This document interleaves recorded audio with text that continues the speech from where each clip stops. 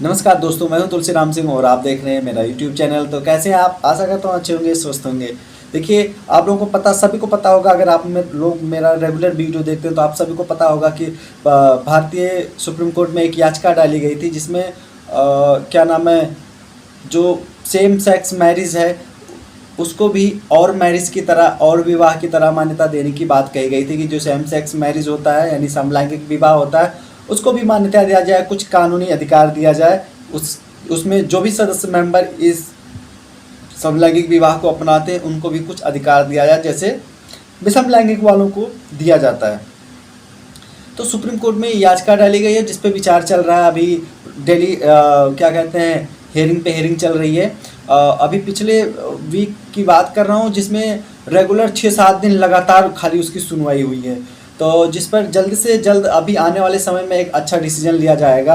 अब ऐसा क्यों कर रहे हैं तो आप लोगों को बताना चाहूँगा। जो स्पेशल मैरिज एक्ट है ना, जिसमें संशोधन करने की बात कही जा रही है, जिसमें संशोधन करने की बात ये कही जा रही है कि इसमें संशोधन किया जाए और समलैंगिक विवाह को भी इसमें ऐड किया जाए। अब बहुत सारी चीज़ें इसमें दिक्कत ये आ रही है। जो हमारे कानून के विशेषज्ञ हैं, जो हमारे विद्वान न्यायाधीश हैं, अब उनके सामने प्रॉब्लम ये आ रही है कि जब समलैंगिक विवाह होगा, जैसे मैं वीडियो में भी अपने कई सारी वीडियो में बता चुका हूँ, तो उसमें जैसे अभी मैरिज की जो एज होती है वो 18 और 21 है। 21 की जो हरी झंडी मिल गई, बट अभी वो लागू नहीं हुआ है, अभी ड्राफ्टिंग पड़ी हुई है, उसकी लंबित है, पेंडिंग है। तो ये सवाल आता है कि आखिर क्या नाम है, अगर शादी हो, समलैंगिक विवाह हो जाता है तो किसका 18 साल रहेगा और किसका 21 साल रहेगा। ये बहुत बड़ी प्रॉब्लम है जिस पर अभी हमारे जो कानून के विशेषज्ञ हैं उस पर रिसर्च जारी है, कर रहे हैं।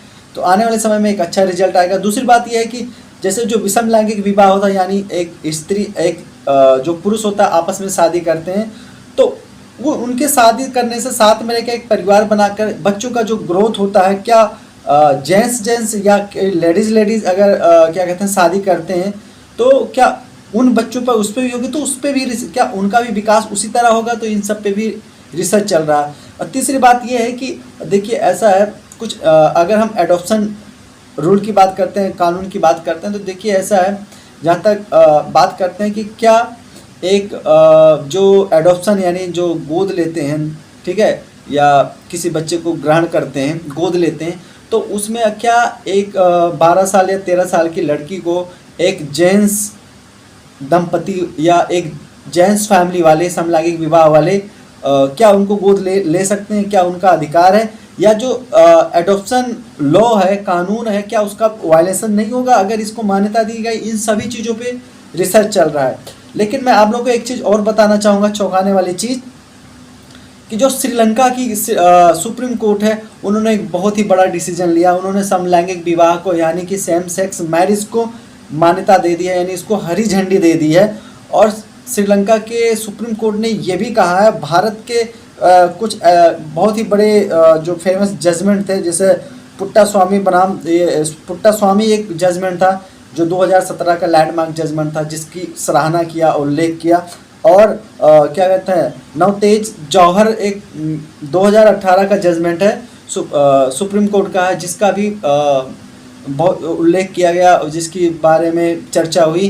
तो जो श्रीलंकाई सुप्रीम कोर्ट था, उन्होंने इन दोनों भारतीय सुप्रीम कोर्ट के जजमेंट की बहुत ज़्यादा सराहना की, और उन्होंने इसी आधार पर क्या नाम है, वहाँ श्रीलंका में जो समलैंगिक विवाह होते हैं उन सबको मान्यता दे दी गई है।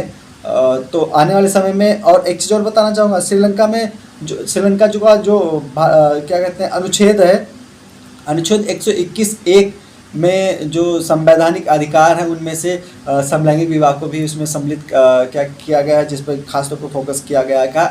ये भी कहा गया कि अगर ऐसा नहीं किया जाता है तो जो संवैधानिक अधिकार है उससे वहाँ के नागरिकों का अलग रखा जाएगा, दूर रखा जाएगा। तो ऐसा नहीं कर सकते हैं। जो उनका जो नागरिक होते हैं उनका जो संवैधानिक अधिकार है उसको वो चीज़ उनको मिलना चाहिए। इसी आधार पर, और ये भारतीय सुप्रीम कोर्ट के जो इतने बड़े फैसले, यानी 2017-18 का जो फैसला है जिसके बारे में अभी मैंने बात किया है, इन सब को ध्यान में रखते हुए उन्होंने हरी झंडी दे दिया। तो आने वाले समय में भारतीय सुप्रीम कोर्ट में भी ऐसा ही कुछ होगा। जिस पर रिसर्च चल रहा है। आने वाले समय एक अच्छा न्यूज़ मिलेगा, खासतौर पर उनके लिए जो समलैंगिक विवाह में रुचि रखते हैं या समलैंगिक विवाह को पसंद करते हैं। मैं फिर मिलूंगा एक नई वीडियो के साथ, तब तक के लिए जय हिंद।